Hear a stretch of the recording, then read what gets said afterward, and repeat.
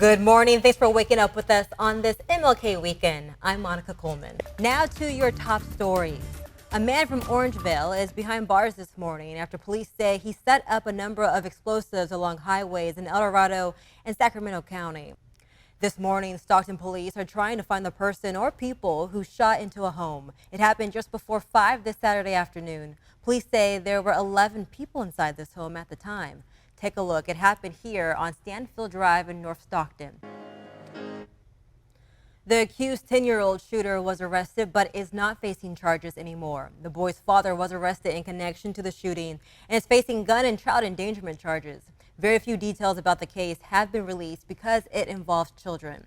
KJ's family told ABC 10 that prosecutors are not bringing charges because they can't prove malice on the accused shooter. Take a look at this behind me. It happened again at Heavenly Ski Resort. A bear was spotted on the trails, a stone throw away from skiers.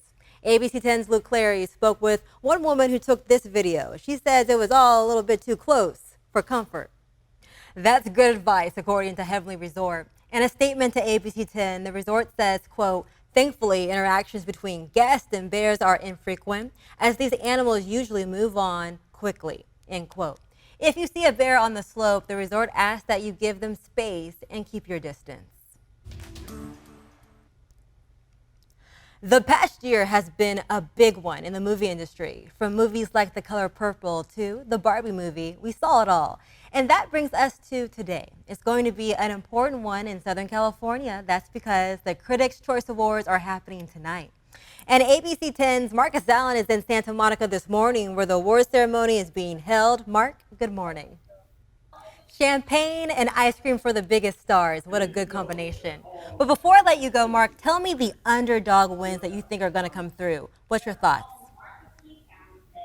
That's a true story. You did come in and say, Monica, American Fiction is the one to see. All right, Mark, we appreciate you. Have a good time.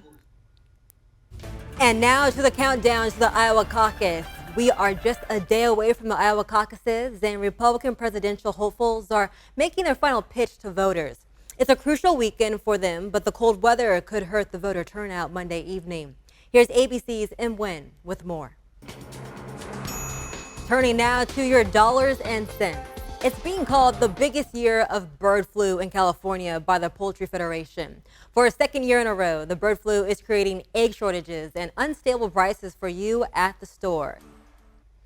Are you planning a wedding, or do you know someone who is? Well, the Sacramento Wedding Festival is happening today.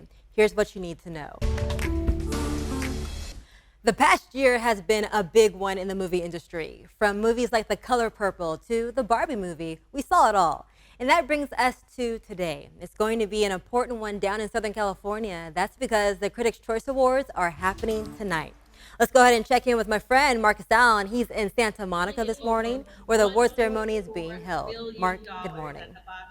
So my big question is, with Barbie and Oppenheimer being so big over the summer, do you think people are going to forget and maybe, lean more towards The Color Purple? The start of 2024 has been met with a lot of respiratory illnesses, being called a triple threat. Across the country, a majority of states are reporting high or very high levels of the flu, COVID-19, and RSV, according to the CDC. These spikes can strain emergency rooms, and COVID-19 hospitalizations are still slightly growing. This weekend, John Bartel takes us to one of the only museums dedicated to smells. And sorry in advance, this story does not include smell-o-vision. This Sunday, ABC 10's Walt Gray catches up with a San Francisco Chronicle journalist about the biggest political stories of the week. Here's Walt with more.